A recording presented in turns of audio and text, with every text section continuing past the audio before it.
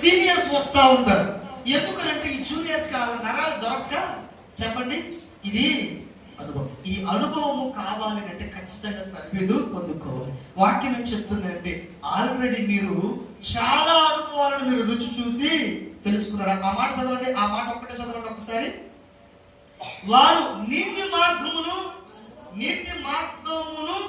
అనుభవపూర్వకంగా తెలుసుకున్నారంట. నీతి అనేటువంటి మార్గాన్ని వీళ్ళు ఏం చేస్తారంట? అనుభవాలతో తెలుసుకున్నారు. నేను అంటాను, దొంగ మార్గమును వీళ్ళు అనుభవాలతో తెలుసుకున్నారు అని అంటే ఏ మార్గము? కొంచెం గడి చెప్పండి. దొంగ మార్గమును వీళ్ళు అనుభవాలతో తెలుసుకున్నారు అని అంటే ఎన్నోసార్లు దొంగతనం చేసి ఉండొచ్చు, ఎన్నోసార్లు దొంగ అంటే ఆ ఎదుటివాడు చూడట్లేదు తెలియదు అని చెప్పేసి ఎన్నో విధాలుగా వీళ్ళు ఒక పరిశీలన చేసి ఉండొచ్చు. ఒకడు అంటాడు నాతో పాటు, నేను 7th స్టాండర్డ్ లో ఉన్నప్పుడు ఎట్లా అంటే అప్పుడు మనకి బీరో తీయడం రాదు. ఏంటది?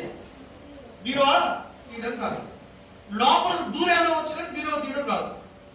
హాస్టల్లో ఉన్నప్పుడు ఏం చెప్పండి, సందులో నుంచి దూరం లోపలికి వెళ్ళడం మనకు తెలుసు, బీరో తీయడం వాడికి తెలుసు. ఇప్పుడు ఎత్తలో చేయి కలుపుకొని చెరుపు తాళం వెలిగి కిటికీల నుంచి లోపలికి వెళ్తే డోర్ ఎత్తే వాడు లోపలికి వచ్చి వాడు బీరో తీస్తే డబ్బులు చేతులు వేసుకొని 2 వారాలు అలాగే తీసి 3వ వారం చెత్త కొట్టి మా మామయ్య మా వాటి మీద కొట్టి ఇంటికి పంపించేసి. దేనికి? నాకేమో కిటికీ సందులతో నాకొచ్చు, బీరో తీయడమే వాడికి. ఇప్పుడు ఇద్దరు కుంభక్కయి, నేను చేసింది దొంగతనమే, వాడు చేసింది దొంగతనం. మీకు అర్థమవుతుందా? లోపల దూరం వచ్చింది ఒకటి, ఇదొక క్రమం అయింది. తీసి ఆ శరీరంగం పంచుకుని వాడు పెద్దవాడై ఉంటే వాడు 2 రెట్లు ఎక్కువ తీసుకుని నాకు 1 రెట్లు ఇచ్చేవాడు, బయట వాడు కాపలా కాసేవాడు. ముగ్గురికి పడ్డాయి అనుకోండి, సచ్చు దెబ్బలు కొట్టాడు మా మామయ్య. దేవునికి ఇష్టం. అనుభవపూర్వకముగా ఇవి తెలుసుకున్నాను.